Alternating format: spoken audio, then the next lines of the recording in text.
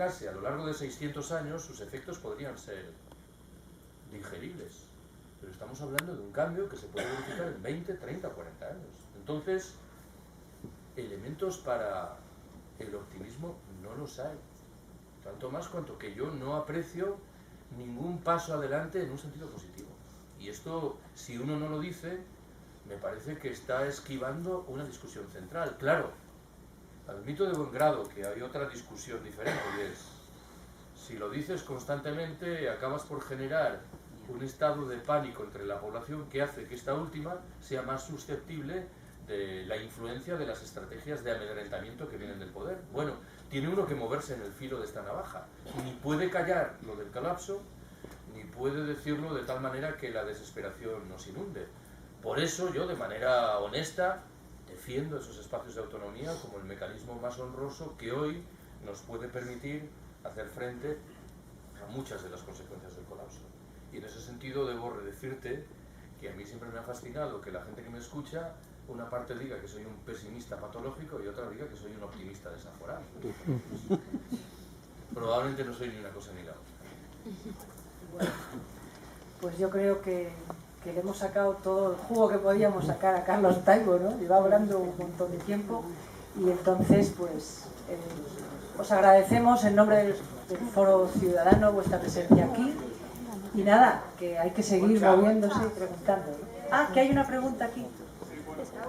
Vale, la última pregunta. Bueno, yo quería hacer un pequeño comentario, una pequeña historia, ¿no? Y una vez había un portaaviones, es un caso real, que pasaba como una plancha, ¿no? Por el tablero, por las aguas caribeñas, y que claro, al pasar ese portaaviones por esas aguas tan tranquilas, pues empezó a arruinar la pesca de los pescadores, ¿no? Empezó a ahuyentar los bancos de peces, etc.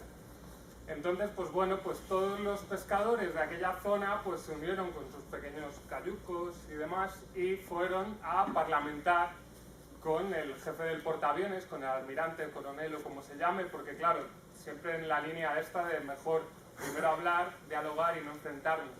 Entonces, pues le explicaron humildemente cómo aquel paso del portaaviones les estaba arruinando su sustento, como igual pues los pescadores igual españoles en Somalia y demás, etcétera, no me voy a extender.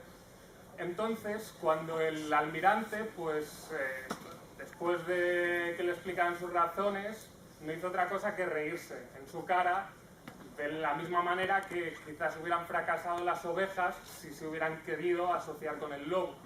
Entonces los pescadores pues se dieron la vuelta, cogieron sus cayocas y volvieron a sus casas.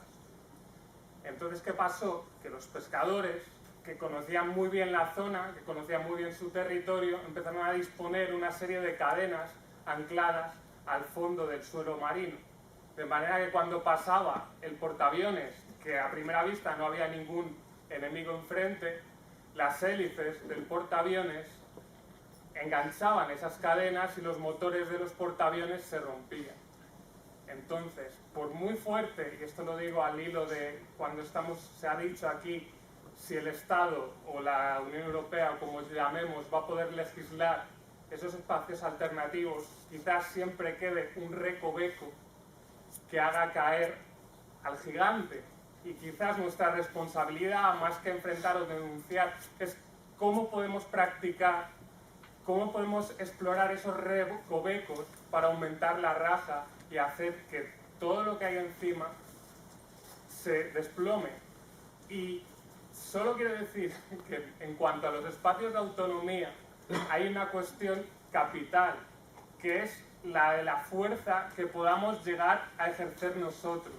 Nosotros nos podemos reunir miles de personas en torno a una plaza para pedir a un parlamento que legisle de manera contraria a sus intereses o a una serie de corporaciones que sean menos injustas o menos corruptas. Pero eso puede ser tan inútil como rodearnos las mismas miles de personas en torno a un almendro para que dé naranjas, porque no está en su esencia.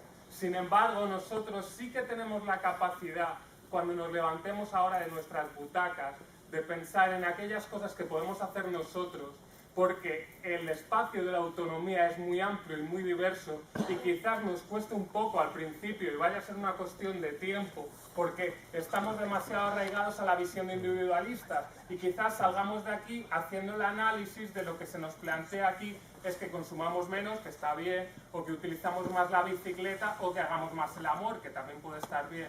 Pero aquí lo capital es la fuerza que podemos llegar a practicar, la influencia que podemos llegar a ejercer si nos juntamos y ponemos en práctica, por ejemplo, las bancas cooperativas. Si empezamos a distribuir los productos locales sin intermediarios, porque todos nosotros podemos comprarle directamente a los productores locales, abaratando completamente la vida.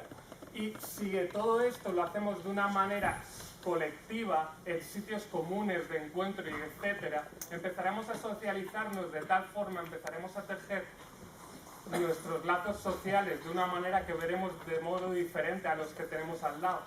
Entonces, quizás en ese momento, aunque vengan los militares o venga quien sea, tendremos mucha más fuerza de la que tenemos ahora que estamos en compartimentos estancos. Bueno,